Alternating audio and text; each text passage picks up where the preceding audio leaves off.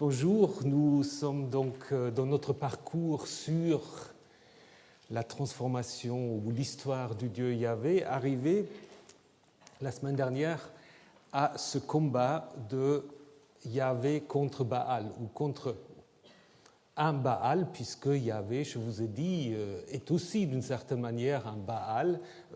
Rappelez-vous, Baal n'étant autre chose d'abord qu'un titre comme Seigneur, comme d'ailleurs Adon en hébreu aussi, qui petit à petit va devenir un nom propre. Mais nous avons vu avec l'histoire de Élie que cette histoire met en scène en effet une confrontation entre le Baal qui est vénéré par la famille royale, les Omrides, Akab, marié à une femme phénicienne, Jézabel, et Élie qui se présente comme étant le seul vrai prophète de Yahvé, mais on apprend quand même de temps à autre qu'il y a d'autres prophètes de Yahvé, même à la cour de Jérusalem. Donc nous avons déjà vu en fait comment ces deux premiers chapitres de l'histoire d'Élie, chapitres 17 et 18, en fait, mettent en scène ce combat, mettent en scène aussi évidemment le triomphe de Élie sur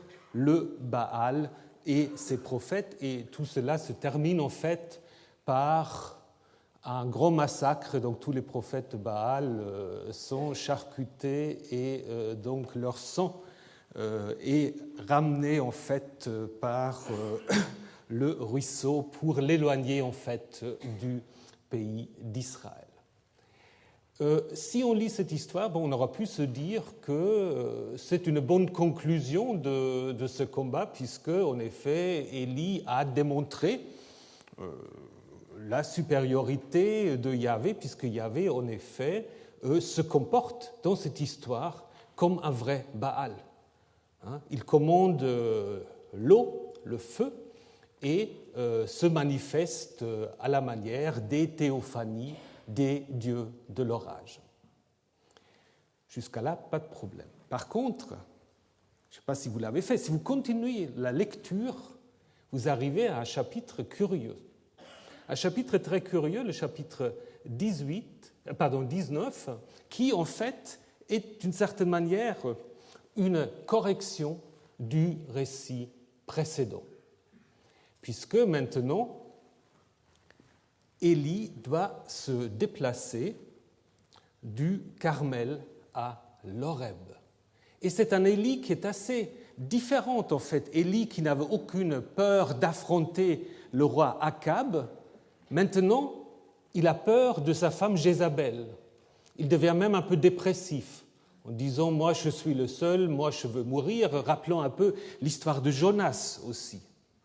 Et donc, il est évidemment exhorté par l'envoyé divin qui l'envoie vers le Horeb, où il devient une sorte de second Moïse, puisqu'il met 40 jours, 40 nuits pour arriver à l'Horeb, et à l'Horeb, il a aussi l'expérience d'une théophanie. Mais d'une théophanie très très différente, en effet, de ce qui précédait. Au chapitre 18, qu'est-ce qu'il y a eu ?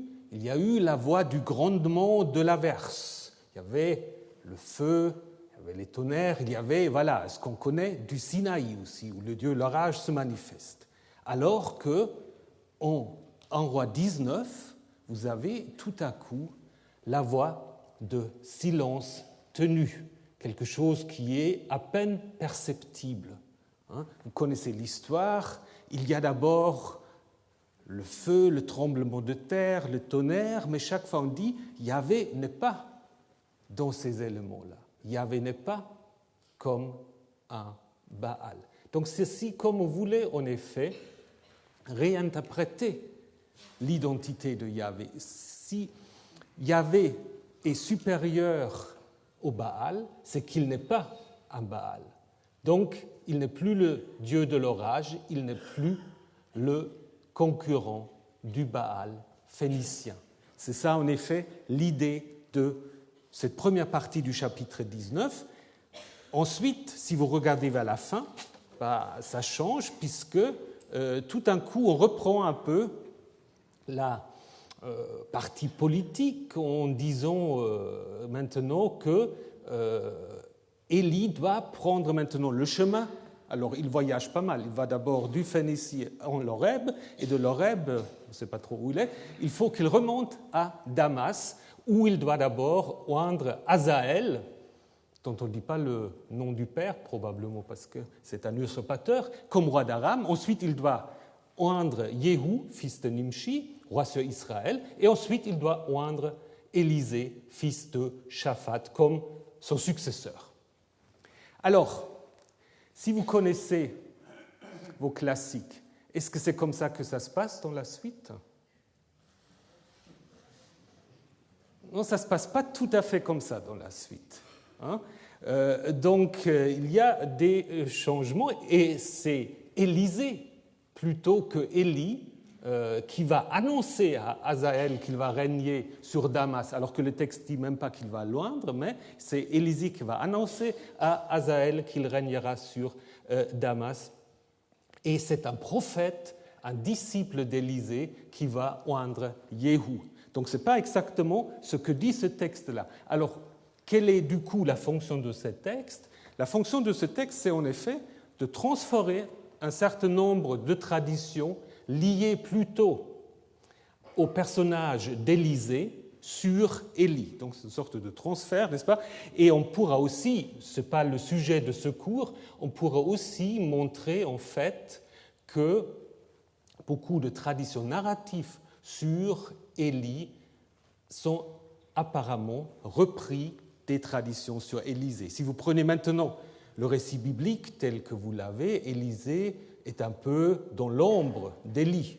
C'est un peu son successeur et puis moins mis en avant que Élie, alors que peut-être sur le plan du développement des traditions, c'est plutôt du côté d'Élisée qu'il faut peut-être chercher le noyau de ces deux traditions.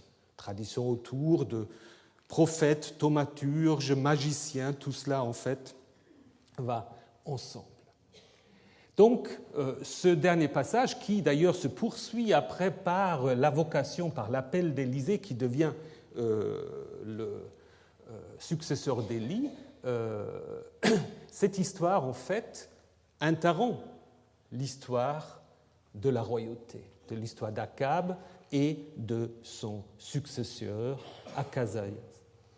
Alors, c'est pour cela beaucoup de spécialistes pensent en effet que les histoires d'Élie et d'Élisée ont été insérées assez tardivement dans l'histoire des rois. Donc il y a eu une première édition de l'histoire des rois où il n'était pas encore question, ou très peu question peut-être, d'Élie et d'Élisée.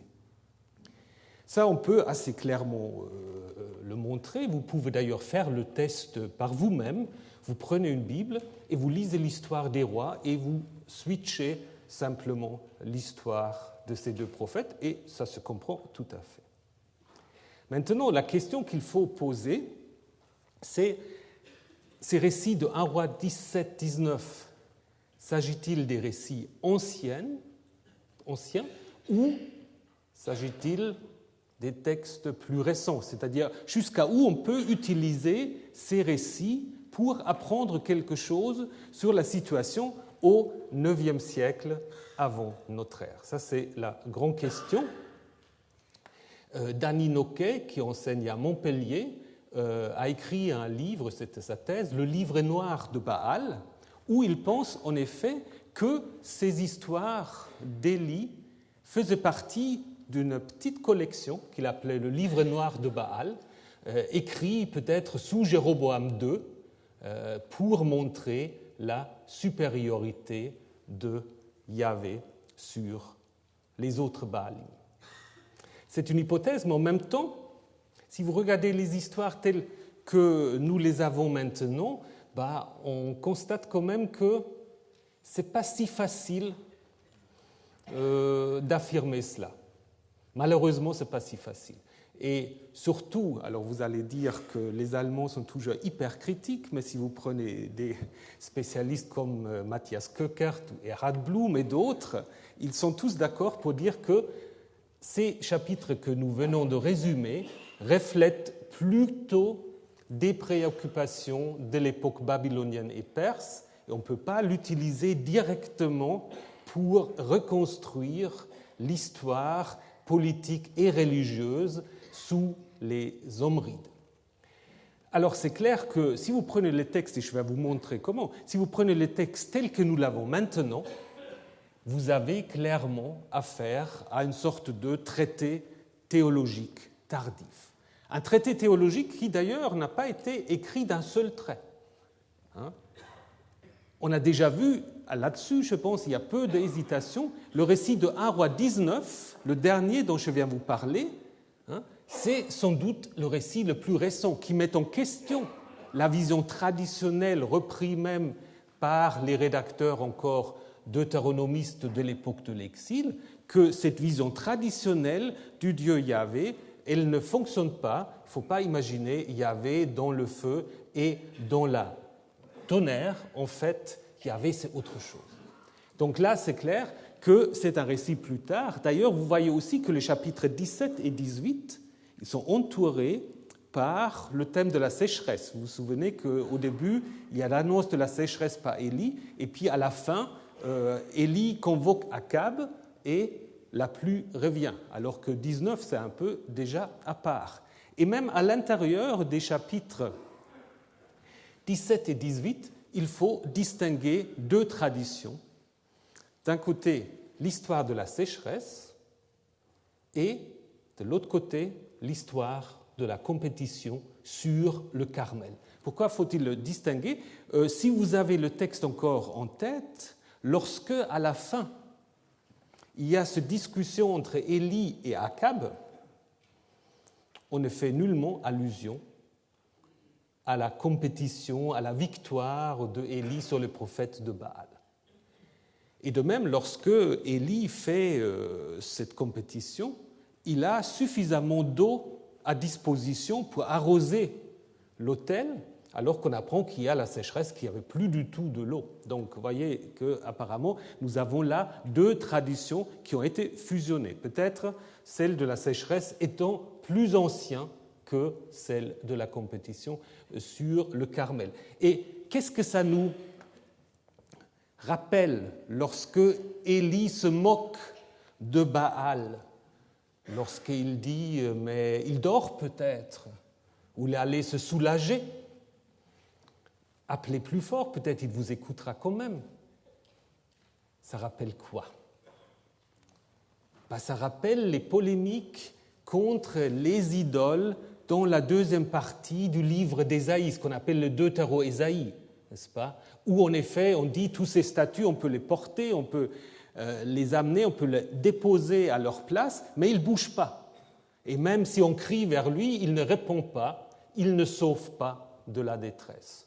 C'est exactement cela, ce que montre l'histoire de la compétition entre Yahvé et Baal. Donc nous sommes, à mon avis, là, dans un même contexte. Alors le deuxième Ésaïe, là tout le monde est d'accord, c'est un texte qui a été écrit au plus tôt vers la fin de l'époque babylonienne, plutôt au début de l'époque perse, où il y a cette polémique contre les autres dieux, qui sont des faux dieux, et ça sous-tend probablement déjà l'idée de 1 Roi 18. Également, l'appel au peuple de se décider. Élie qui dit au peuple, alors décidez-vous, qui est-ce que vous voulez servir, Yahvé ou Baal ? Ça rappelle très très fortement un autre texte, qui est aussi un texte récent, Josué 24, où Josué, à la fin de son grand discours, appelle en effet le peuple de se décider. S'il ne vous plaît pas de servir Yahvé, choisissez donc aujourd'hui qui vous voulez servir.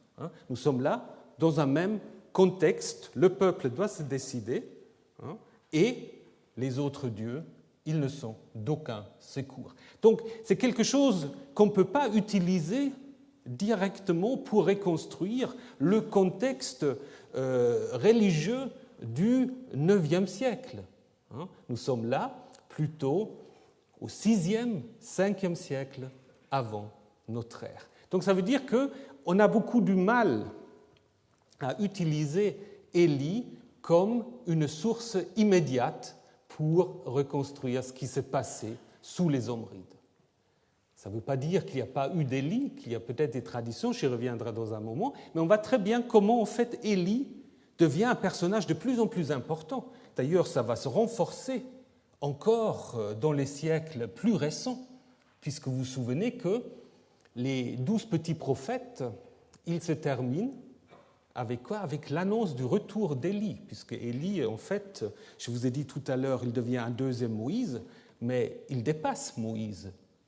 Il dépasse Moïse dans la mesure où Moïse, en fait, doit mourir, bien qu'après, la tradition juive va aussi réfléchir si Moïse est vraiment mort ou s'il n'a pas seulement prétendu qu'il était mort, mais selon la Bible, Moïse meurt bel et bien, alors que Élie va justement avoir cette ascension, et donc on imagine qu'il va revenir, grand débat ensuite, dans le Nouveau Testament.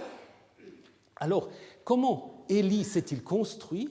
Peut-être d'abord en se servant des parallèles entre Jéhu, dont je vais vous parler maintenant, Jéhu qui devient en fait celui qui met fin à la dynastie des Omrides. C'est un peu un ayatollah yaviste, Jéhu, parce qu'il va en effet pas hésiter à massacrer qu'il peut trouver dans le palais. Et on constate en effet, si on regarde l'histoire de Jéhu et l'histoire d'Élie, un certain nombre de parallèles. D'abord, c'est les deux seuls ensembles de textes où on va parler des prophètes de Baal, dans toute la Bible. Il n'y a que dans l'histoire de Jéhu et que dans l'histoire d'Élie en 1 Roi 18, où vous avez cette mention des prophètes de Baal. Ensuite, les deux rassemblements sacrificiels, parce que Jéhu aussi va appeler à un rassemblement sacrificiel, vont se terminer par le massacre des fonctionnaires de Baal. Autre parallèle encore, que Jéhu s'assied après la mort de Jézabel pour manger et boire, et Élie dit à Akab également à manger et à boire. Et finalement, les deux sont d'origine de la Transjordanie. Donc, vous voyez, vous avez un certain nombre de parallèles assez intéressants entre Jéhu et Élie, et on peut imaginer que certains de ces motifs étaient d'abord liés à l'histoire du putsch de Jéhu et qu'on les a d'une certaine manière transposés sur Élie pour en effet avoir une sorte de prologue théologique à ce putsch. Donc le fondement historique, le noyau historique dans cette tradition sur Élie sont probablement liés au personnage de Jéhu. Et pourquoi tout cela se passe sur le Carmel? Alors pourquoi? D'abord, on peut dire c'est le mont le plus proche de la Phénicie. Question qui est difficile à résoudre, est-ce qu'il y a eu un culte de Baal sur le Carmel?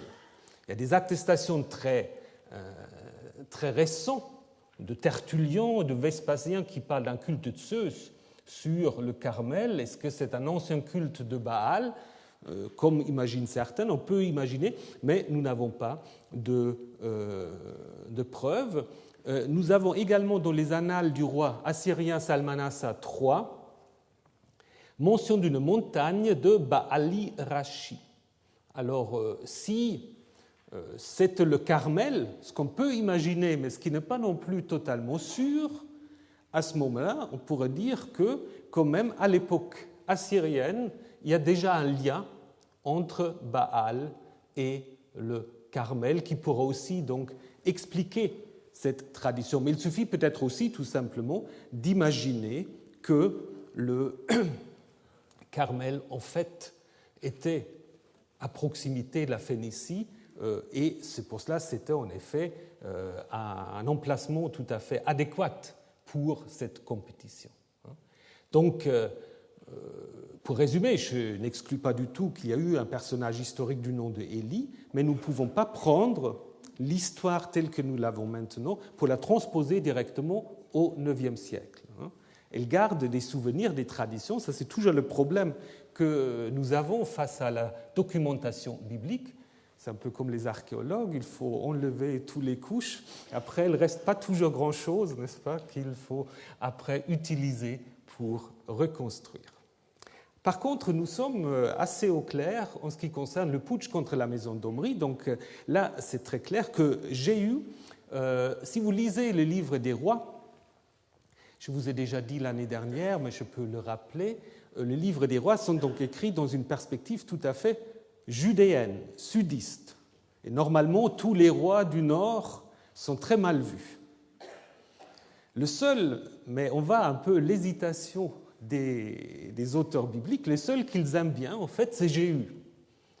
C'est Jéhu parce que, justement, il a mis fin à la dynastie d'Omri et a fait peut-être de Yahvé pour la première fois, ou définitivement, le Dieu national d'Israël. C'est très très difficile de savoir. On pourrait aussi imaginer qu'avant Jéhu, sous les Omrides, c'était un Baal phénicien qui était dieu de la dynastie, et que c'est seulement sous Jéhu que Yahvé s'installe aussi au niveau de la monarchie, qu'il devient le dieu dynastique. Le grand problème, et ça c'est pas résolu, je ne sais pas si un jour on va réussir à le résoudre, c'est le problème des deux Jéroboam. Puisque dans la Bible, il y a un premier Jéroboam qui, tout de suite après la mort de Salomon, nous dit-on, installe deux sanctuaires à Bethel et à Dan. Maintenant, beaucoup de gens à Tel Aviv, justement, qui pensent que Dan ne devient israélite qu'au 8e siècle, donc ça ira beaucoup mieux avec Jéroboam II. Et donc, du coup, il faudrait, ce que nous ne pouvons pas faire ici, mais il faudrait un peu repenser tout ce qu'on dit d'un côté de Jéroboam Ier et de Jéroboam II, qui a eu un règne assez long, assez prospère, et peut-être en effet, il y a eu là une volonté un peu de, qu'est-ce qu'il faut dire, de transférer un certain nombre de choses sur le premier Jéroboam, qui est un peu considéré comme le pécheur originel du royaume du Nord. Ça, c'est une question importante. Mais ce qu'on peut dire, en effet, que sous Jéhu, sous ses successeurs, Yahvé s'installe, en effet, certainement aussi à Samarie. Auparavant, donc, il y a eu certainement une sorte de concurrence, peut-être entre Bethel, qui était peut-être un sanctuaire plus régional. Il y avait peut-être déjà le culte de Yahvé, à partir de quel moment, aussi très difficile de savoir, et Samarie, où il y avait peut-être un Baal phénicien. Ce qui est très intéressant, c'est que Jéhu, nous avons des attestations de ce roi en dehors de la Bible, notamment dans la stèle, le prisme de Salmanazar, que vous pouvez admirer au British Museum à Londres, où on a peut-être même une représentation de Jéhu, mais tous ces rois qui s'inclinent, c'est un peu, ils se ressemblent tous. Donc, comme l'a dit Christophe Hullinger, il ne faut peut-être pas là vouloir chercher une sorte de souci vraiment de nous montrer à quoi ils ressemblaient vraiment, mais on a la scène de la prosternation de ce roi. Et ce qui est très intéressant, c'est qu'il est appelé par les Assyriens le fils de Omri. Jéhu, fils d'Omri, alors qu'il a mis fin à la dynastie des Omrides. Donc ça veut dire, et ça c'est très important, ça veut dire que pour les Assyriens, en fait, Israël commence d'une certaine manière et reste, même après la maison d'Omri, comme Juda est considérée, si la stèle de Dan dit vrai, la maison de David. Donc Omri est un peu la figure fondatrice. C'est pour cela, je trouve, qu'il devient de plus en plus difficile, pas seulement sur le plan archéologique, ce que M. Finkelstein va nous montrer aussi, mais aussi sur le plan littéraire, d'aller au-delà de Omri dans la reconstruction historique à partir des documents bibliques. Alors, qu'est-ce qui va se passer en ce qui concerne Yahvé? Je pense que cette polémique, ce conflit Yahvé contre Baal va poser la question de l'identité de Yahvé. Est-ce que Yahvé est seulement un Baal? Si vous lisez, et je reprendrai cela plus tard, les oracles du prophète ou attribués au prophète Osée, il y a constamment une critique du veau de Samarie, donc du taureau qui se trouve à Samarie. Et on observe en fait dans le royaume du Nord, à partir du 8e siècle, un certain nombre de représentations, surtout sur des sceaux, mais pas exclusivement, où apparaît, et ça semble, si je fais confiance aux spécialistes, ça semble limité en effet au royaume du Nord, où vous avez un jeune dieu ailé qui tient souvent des arbres, des végétaux, avec geste avec laquelle il assure sans doute la vie de la nature, la prospérité. Les deux ailes, en fait, caractérisent la divinité comme uranique, donc reliée au ciel, et ça pourrait en effet être le signe que Yahvé dans le nord évolue vers un type de divinité qu'on va appeler chez les Phéniciens après le Baal Shamen. Shamen, c'est comme Shamaïm, le Baal du ciel. C'est-à-dire, en fait, que le Baal traditionnel, qui est un dieu de type Hadad, va intégrer des fonctions d'un dieu solaire ou d'un dieu de type El. C'est-à-dire, c'est un renforcement du rôle de ce Dieu. Et ça, c'est quelque chose qu'on va observer aussi dans le sud, qu'on va observer aussi chez les Moabites, chez les Ammonites aussi, qu'à un moment donné, le Dieu dynastique, qui n'est jamais considéré comme étant le seul Dieu, mais il y a une sorte de renforcement du rôle de ce Dieu qui va, d'une certaine manière, absorber des fonctions d'autres dieux. De toute façon, ça c'est quelque chose que vous pouvez observer dans tout le Proche-Orient ancien, c'est très très difficile de donner à chaque dieu son dicastère précis. L'idée des panthéons où un tel dieu qui a exactement cette fonction, un autre dieu, ça c'est une invention du XIXe siècle. Nous n'avons aucun texte de l'Antiquité qui nous présente les panthéons. C'est dans notre esprit, on a les panthéons avec les hiérarchies, etc. Donc ça aussi, il faut toujours le garder en l'esprit.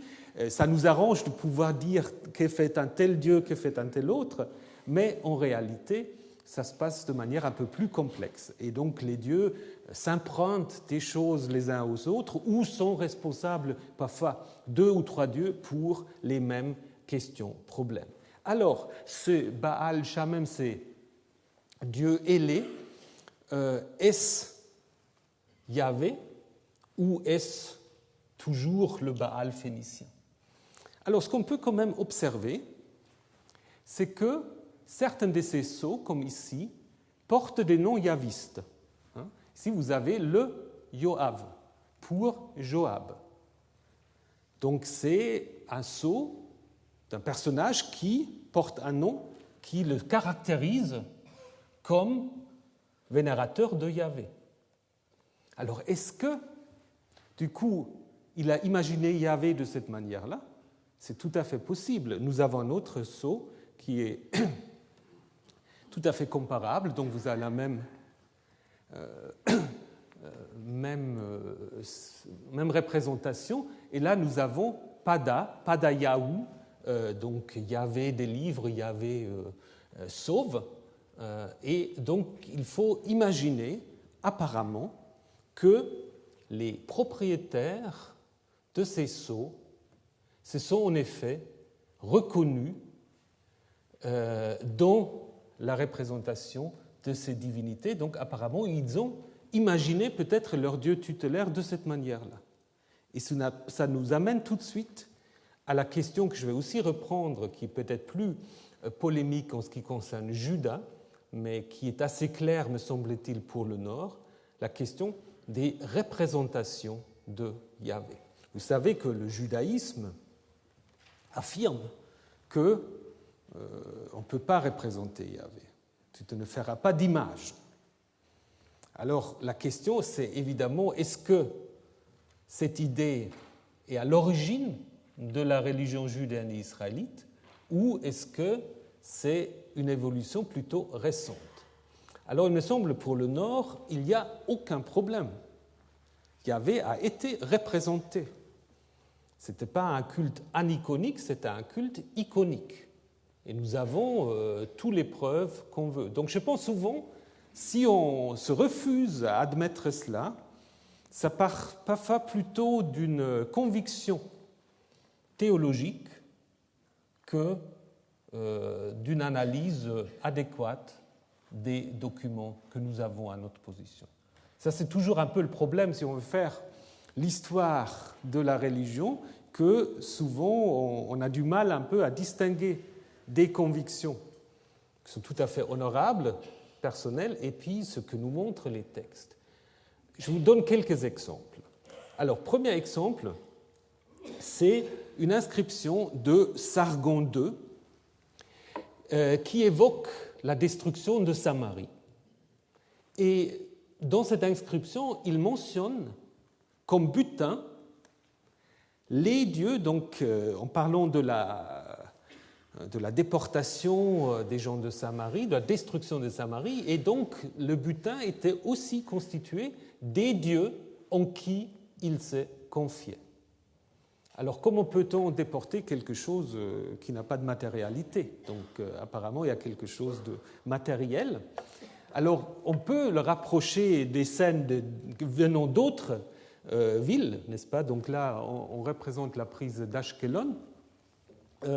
Mais on peut imaginer quelque chose de tout à fait comparable. Donc les Assyriens avaient habitude, alors ils avaient deux habitudes, soit de casser les statues des dieux, on a aussi des représentations de cela, ou alors de les déporter, peut-être de les placer dans les temples des dieux assyriens pour montrer en effet que les dieux des peuples soumis étaient allés faire acte d'allégeance à la manière de ce qu'on attendait en fait des populations soumises.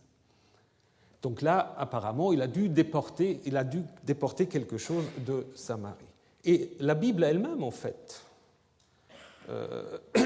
l'histoire des veaux d'or en 1 Roi 12, en Exode 32, signifie quand même que, apparemment, Yahvé, dans le nord, est vénéré sous forme d'un taureau. Là, ce n'est pas forcément exclusif, c'est-à-dire si on a des taureaux comme représentation de la divinité, ça n'exclut pas non plus qu'il y a peut-être aussi des représentations plus anthropomorphiques. Par exemple, à Ougarit, Baal est tantôt appelé taureau et probablement aussi représenté comme un taureau, et tantôt vous avez tous les stèles qu'on identifie comme des stèles de Baal que vous pouvez regarder au Louvre. Vous voyez que vous avez en effet les deux manières. Et puis finalement un indice un peu plus indirect mais néanmoins intéressant qui vient peut-être du récit sur le prophète Samuel. Connaissez l'histoire du prophète Samuel qui va en effet commencer sa carrière au sanctuaire de Shilo, que vous avez ici au nord de Bethel. Et donc ça c'est une observation qui est due à la thèse de Jörg Kützli que vous avez ici, qui en fait a analysé le texte de la vocation de Samuel.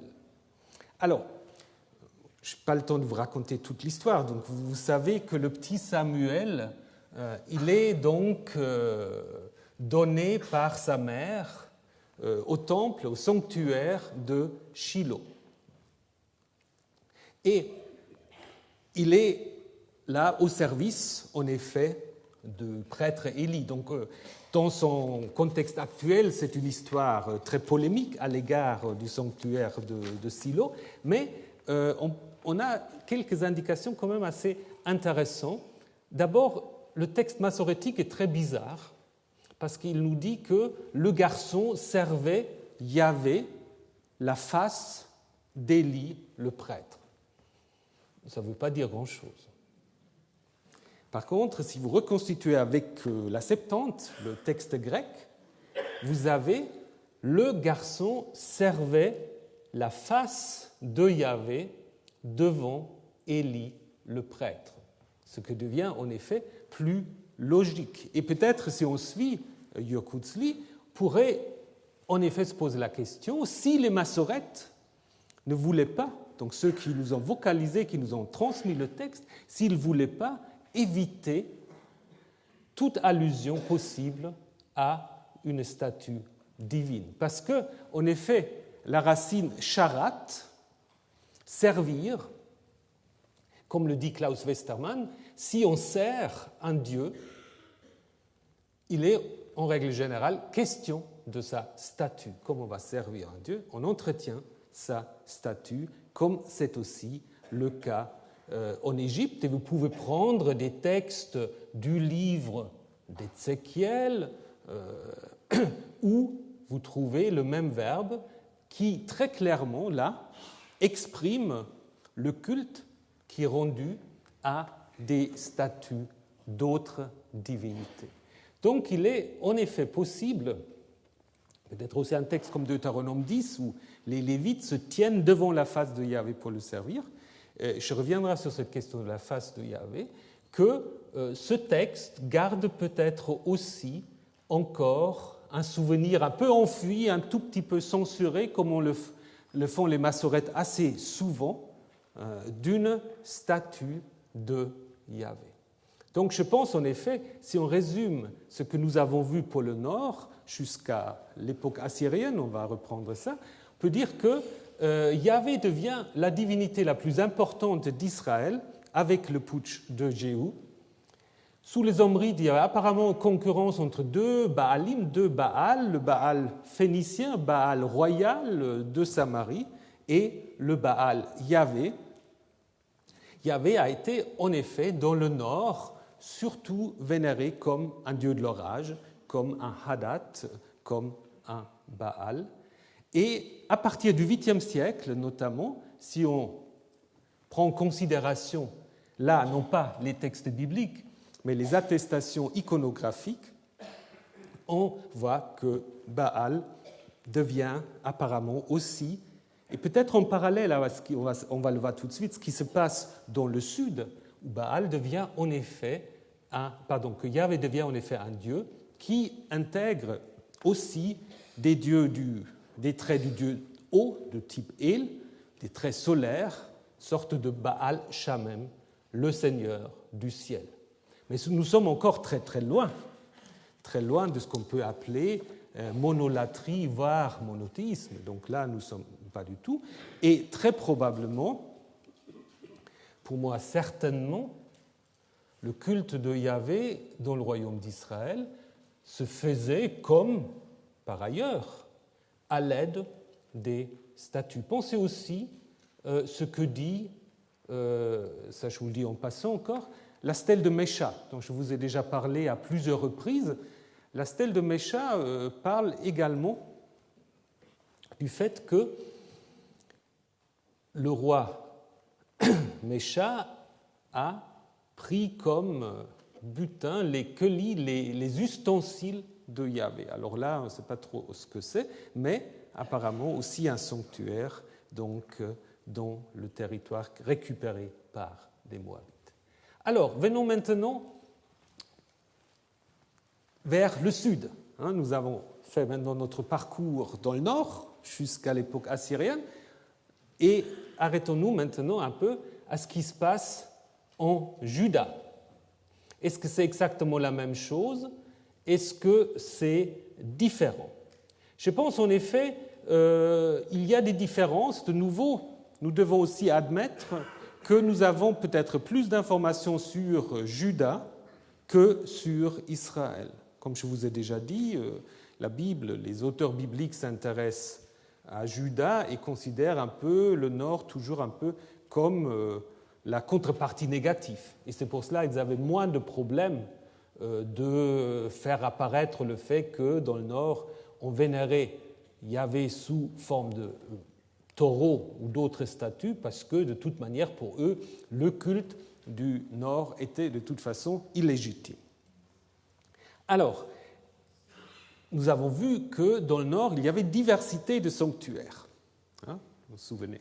Alors, comment se présente la chose en Judée?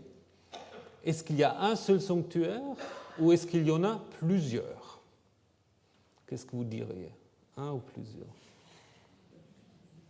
Plusieurs. Alors, qu'est-ce qu'on a comme indication? On va le voir tout de suite. Il y a en effet une diversité des sanctuaires yahvistes en Juda. Alors, première chose, comme dans le nord, apparemment, Yahvé n'a pas été tout de suite considéré comme Dieu englobant l'ensemble du royaume de Juda. Il est devenu petit à petit le roi de Juda, comme on le voit sur cette inscription de Khirbet Pethlé. Alors c'est une inscription très très difficile à déchiffrer, mais il y a, parce qu'en fait c'est une sorte de graffiti qui est écrit dans le noir, donc c'est très difficile. Mais grosso modo, on est d'accord, disons les spécialistes sont d'accord, pour cette traduction-là. Yahvé est le Dieu de tout le pays. On pourra même imaginer de toute la terre, parce que tout dépend comment vous allez traduire Eretz. Yahvé est le Dieu de tout le pays. Les montagnes de Juda sont au Dieu de Jérusalem. Donc c'est très intéressant. Qu'est-ce qu'on apprend avec cette inscription? Que Yahvé est d'abord appelé le Dieu de Jérusalem. Et cette inscription revendique en fait que ce Dieu de Jérusalem contrôle aussi les montagnes donc, de Juda. Donc l'inscription a été trouvée ici, donc, à Khirbet Pethlé, un peu plus au-dessus de la flèche, à côté de Lachish, quelques kilomètres donc, à l'est de Lachish. La datation n'est pas très assurée entre le 8e et 6e siècle, mais on ne va pas entrer là dans les détails. Seulement, ce qui est intéressant, ce qui est important, c'est qu'apparemment là, il y a une sorte de revendication des montagnes de Juda, même pas de... ensemble des montagnes de Juda pour Yahvé. Alors, quels étaient les autres sanctuaires en Juda? Donc, il faut vous rappeler, ça vous pouvez lire les ouvrages d'Israël Finkelstein, des grandes différences aussi géographiques entre le nord et entre le sud. Donc, Juda est en effet beaucoup plus... qu'est-ce qu'il faut dire, en périphérie, beaucoup plus isolé en fait comme le nord, donc il y a moins d'influence aussi de la Phénicie, hein, et donc ça peut aussi imaginer, on peut du coup aussi imaginer que les influences ne sont pas totalement identiques, peut-être, nous allons le voir, davantage d'influence égyptienne que phénicienne, et encore, ce n'est pas si simple que cela. Alors, qu'est-ce que nous avons comme d'autres sanctuaires qui sont clairement mentionnés? Dans la Bible, en fait, presque pas, à une exception près, qui sont en effet les fameux hauts lieux, les Bamoth. Les Bamoth, qui existent aussi dans le nord, mais apparemment surtout en Juda. Ils sont mentionnés surtout dans les livres de Samuel et des rois. Alors, qu'est-ce que c'est une Bama? C'est apparemment des sanctuaires en plein air, sur des collines, alors qu'un texte parle aussi des Bamoth, des Shaharim, des portes. Alors certains imaginent un peu qu'il faut vous imaginer des petits sanctuaires dans des murs de casemates, ce qui est possible, mais nous avons en effet peu d'indications. Alors, ce sont des sanctuaires qui, apparemment, ne sont pas des sanctuaires royaux ou sous contrôle des rois. On y trouve, alors je reviendrai là-dessus aussi, des matzebot, des stèles. Hein. On trouve des Asherah ou une Asherah. Il faut aussi nous poser la question, qu'est-ce que c'est une Asherah? Souvent traduit par poteau sacré. Hein. Et en effet, plusieurs textes bibliques y font allusion. Ils se construisirent eux aussi des hauts lieux, des Bamoth, avec des matzebot, des Asherim sur toute colline élevée et sur tout arbre vert, et peut-être aussi les arbres sacrés qui jouent un rôle. Et peut-être dans certaines Bamoth, vous avez aussi des endroits couverts, hein, pour peut-être des repas sacrificiel, comme on peut le lire dans l'histoire de Samuel, où Samuel se rend à Rama, justement, pour un fête sacrificiel. Alors, ce qui est très clair, ce sont des sanctuaires yavistes. Ce sont des sanctuaires yavistes. Il y a un seul texte, mais qui est un texte polémique contre Salomon. On dit que Salomon construit sur la montagne qui se trouve en face de Jérusalem une bama pour Chemosh, l'abominable dieu des Moabites ou de Moab. Mais ça, c'est un texte polémique parce qu'en effet, il s'agit probablement des sanctuaires yavistes. Je vais vous montrer tout de suite pourquoi, avec justement des objets cultuels. Alors ça, je ne sais pas si c'est des matzebot. Ça c'est une photo que j'ai faite à Kirbet Kayafa. M. Garfinkel propose que ce soit des matzebot. Je ne sais pas ce que pense Israël Finkelstein. Peu importe, mais c'est aussi un problème, n'est-ce pas? Parce que ce n'est pas chaque fois qu'on vous trouve une pierre que c'est forcément une matzeba. Mais bon, ça c'était juste une illustration. Mais les textes bibliques, en effet, quand ils parlent des bamot, nous mentionnent constamment matzevot et ces poteaux sacrés. Alors certains ont pensé aussi que ça ressemble un peu à cette plaquette qui vient de Suse, de la fin du deuxième millénaire, où vous avez en effet des activités cultuelles. Il faut voir comment on peut interpréter ça, est-ce que c'est une stèle, mais c'est certainement des sanctuaires plein air, et que ce soit des sanctuaires yavistes est aussi d'une certaine manière attesté par le fait que dans la Bible, si vous lisez les livres des rois, vous voyez que chaque roi reçoit une sorte de note de comportement. Ça, c'est un bon roi, ça, c'est un mauvais roi. Et puis, il y avait des rois qui sont in between, so-so, moitié-moitié.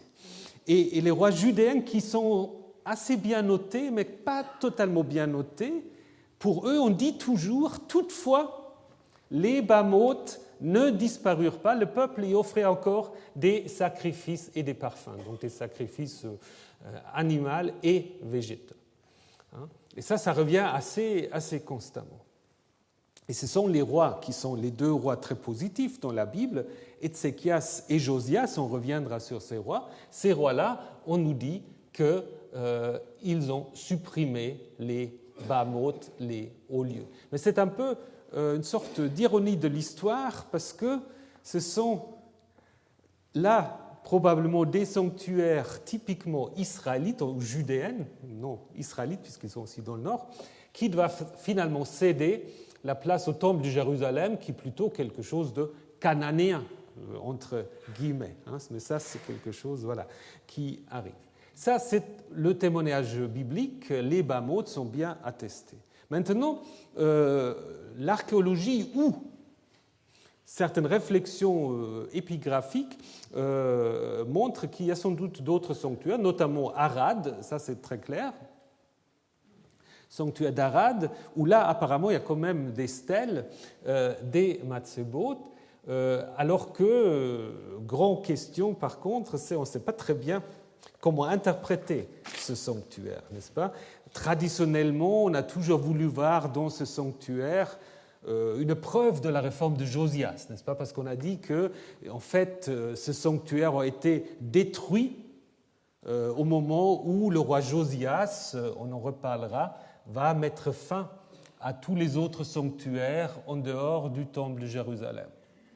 Mais d'autres archéologues ont en effet montré que c'est beaucoup plus compliqué, que le sanctuaire probablement a duré très peu de temps, comme le dit C.F. Herzog, peut-être seulement une partie du 8e siècle, qu'il a été peut-être pas détruit, mais plutôt fermé d'une certaine manière, camouflé, peut-être pour éviter justement une destruction par les Assyriens. Donc c'est très, très compliqué, mais on ne peut pas utiliser Arad juste pour dire que voilà, la Bible a raison, et puis ça montre en effet que Josias a fait la réforme qu'on lui attribue. Donc c'est logique qu'il s'agit d'un sanctuaire yaviste. Alors ce qui est intéressant, c'est la question justement des stèles qu'on y a trouvées. On y reviendra la semaine prochaine. Autre possible sanctuaire, mais là c'est plus spéculatif, c'est Lachish. Alors Lachish, qu'est-ce qu'on a comme indication? C'est simplement la grande fresque assyrienne qui nous détaille la prise de Lachish, nous montre en effet, au moment où là on voit des gens qui sont déportés, prisonniers, et puis là vous voyez des soldats assyriens où un porte un immense encensoir, très grand. Ça ne peut pas être probablement une sorte d'outil privé qui pourrait en effet faire penser à un sanctuaire, ce qui serait assez logique puisque Lachish était quand même un centre administratif important et finalement peut-être aussi Beersheba. On y a trouvé un hôtel à cornes qu'on a reconstruit dont certaines voient aussi les traces d'un sanctuaire yaviste, mais évidemment, ça c'est un peu des interprétations. Là, on est dans les hypothèses qui sont possibles, mais pas totalement assurées. Mais seulement, là aussi, il faut très clairement faire de nouveau la différence entre ce que dit la Bible d'un côté et ce que nous pouvons reconstruire. Il est assez clair que jusqu'à l'époque de Josias, et peut-être même après, le culte de Yahvé n'était pas limité au niveau des activités cultuelles au temple de Jérusalem. Donc il y avait là aussi, bien que le territoire du Juda plus restreint que Israël, il y avait certainement aussi une certaine diversité de lieux de culte. Maintenant, comment faut-il s'imaginer l'ascension de Yahvé à Jérusalem? Donc là aussi, je vous rappelle d'abord ce que je viens de dire, qu'on observe au courant du 9e, 8e siècle une sorte de renforcement du pouvoir des dieux dynastiques dans le Levant. Ça, c'est une première chose. On peut aussi rappeler que, on l'a vu, que Yahvé à l'origine n'était peut-être pas seul dans le temple de Jérusalem et qu'il a dû donc cohabiter et qu'à un moment donné, il a apparemment pris le pouvoir face aux autres dieux de Jérusalem. Et là, c'est assez intéressant. Nous avons une histoire très curieuse dans le livre de Josué. Donc, je vous promène un peu dans les textes bibliques. Au chapitre 10 du livre de Josué, vous avez un texte que vous connaissez peut-être. C'est une bataille. Donc, le texte prétend raconter un épisode de la conquête, donc avant la monarchie. Mais ce qui est très intéressant, c'est que vous avez là une bataille des Israélites contre un dénommé Adoni-Tzedek. Et cet Adoni-Tzedek, il est présenté comme quoi? Comme le roi de Jérusalem. On ne sait pas trop d'où il sort, c'est Adoni-Tzedek, mais son nom est en effet intéressant parce que son nom s'appelle Monseigneur, c'est Tzedek. Souvenez-vous, l'année dernière, nous avons vu en effet que Tzedek est probablement une manifestation d'une divinité qui accompagne le dieu solaire, n'est-ce pas? Tzedek et peut-être aussi Mishpat sont les deux attributs du dieu solaire, et ici, le roi de Jérusalem porte un nom avec Tzedek. Ça, c'est quand même assez intéressant. Alors, dans cette histoire qui est assez longue, Yahvé intervient d'abord en lançant des pierres depuis le ciel. Donc là, vous avez d'autres parallèles avec des récits de guerre assyriens, où parfois aussi Hadad intervient, il jette des grands grêlons depuis le ciel. Mais ce qui est plus intéressant pour nous maintenant, c'est la suite. Alors, Josué dit aux yeux d'Israël, Shemesh, donc soleil, arrête-toi sur Gabaon, Yareach, donc lune, sur la vallée d'Ayalon, et le soleil, le Shemesh, s'arrêta, et lune se tint immobile, jusqu'à ce que le peuple eût tiré vengeance de ses ennemis. cela n'est-il pas écrit dans le livre du juste? Ce livre du juste n'est pas mentionné dans la Septante, donc peu importe ici, mais ce n'est peut-être pas quelque chose de très, très ancien. Mais ce qui est intéressant, c'est qu'est-ce que c'est cette histoire que Josué commande au soleil et à la lune. Comment faut-il interpréter ça? C'est pas... Oui, alors après, on peut avoir les interprétations un peu météorologiques. On peut. C'est comme aussi la traversée de la mer Rouge. Parfois, on a le volcan du Santorin et puis toutes sortes d'autres tremblements de terre. Mais c'est des lectures peut-être un peu trop naturalistes de ces textes. Ces textes, en fait, ont toujours des fonctions tout à fait précises. Là, il me semble qu'on peut avoir deux interprétations possibles. La première, à laquelle j'adhère, mais qui n'est peut-être pas la bonne, mais pour le moment, je pense que c'est pas mal, c'est que c'est un texte du 7e siècle qui insiste sur la supériorité de Yahvé face aux divinités solaires, qui sont très populaires chez les Assyriens, puisque on va voir que le livre de Josué s'inspire beaucoup de la rhétorique, aussi de l'imagerie assyrienne. Ça, c'est une possibilité. Mais peut-être elle n'est pas la bonne. Peut-être c'est un texte plus ancien, comme c'était suggéré, je ne l'ai pas mis, par Othmar Kehl notamment, un texte plus ancien qui reflète peut-être encore la concurrence entre Yahvé Tsevaot, Yahvé Dieu de l'armée d'Israël, et là où les divinités tutélaires de Jérusalem, pour montrer justement que Yahvé va prendre le dessus des dieux de la lune et du soleil. Alors on peut imaginer que ce livre du juste, qui n'est pas mentionné dans la Septante, mais qui est mentionné par contre en tant que livre du chant dans le livre des rois, a comporté un certain nombre de morceaux poétiques, parmi lesquels peut-être aussi ce fameux texte de la dédicace du temple, où il est dit que Yahvé veut habiter dans l'obscurité, contre le soleil. C'est peu clair, mais on peut imaginer quelque chose de cela. Donc peut-être ce texte est un élément que nous avons pour voir comment petit à petit Yahvé va récupérer ou va affirmer sa supériorité face aux divinités de type solaire ou lunaire. Un autre élément, et je m'arrêtais avec cela, c'est l'identification successive qu'on va faire entre Yahvé et El, entre Yahvé et El Elyon. Ceux qui ont déjà suivi le cours sur Abraham, vous vous souvenez peut-être de ce texte très curieux de Genèse 14, où Abraham part dans une grande guerre, et en rentrant en fait de ses exploits militaires, il rencontre à Chalem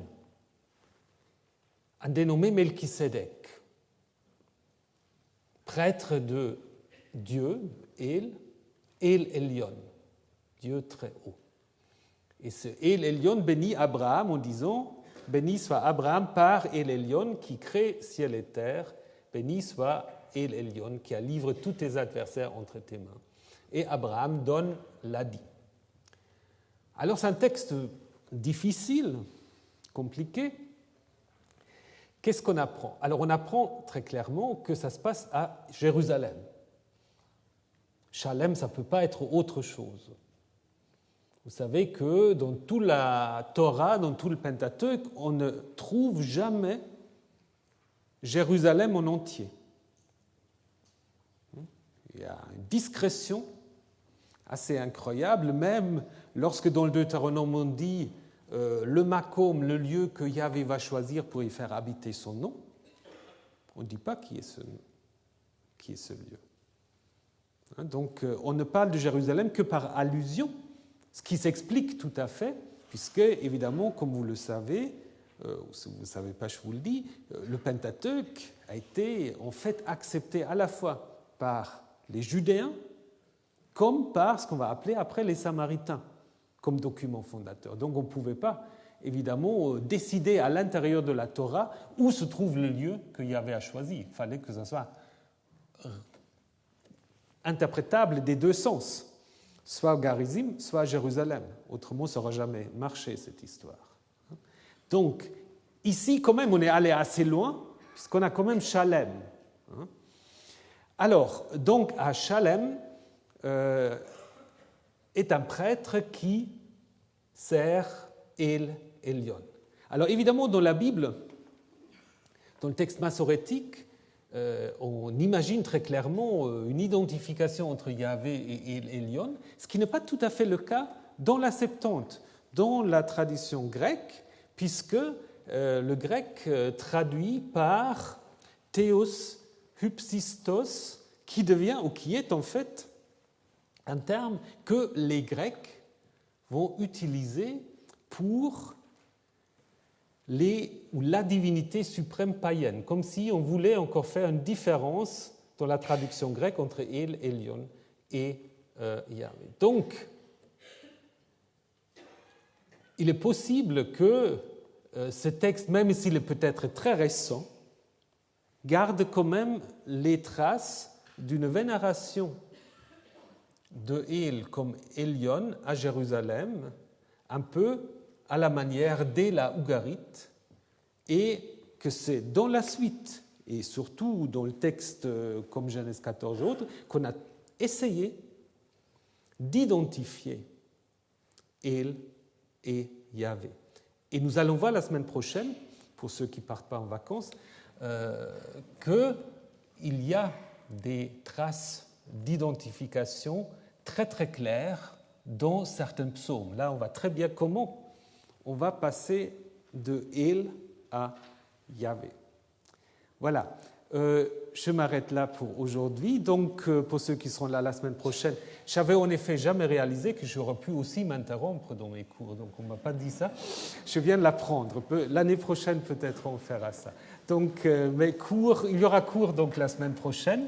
Et puis, on verra comment ça se passe dans les psaumes. Et on posera aussi la question s'il y avait une statue de Yahvé dans le temple de Jérusalem. Je dis ça. Voilà.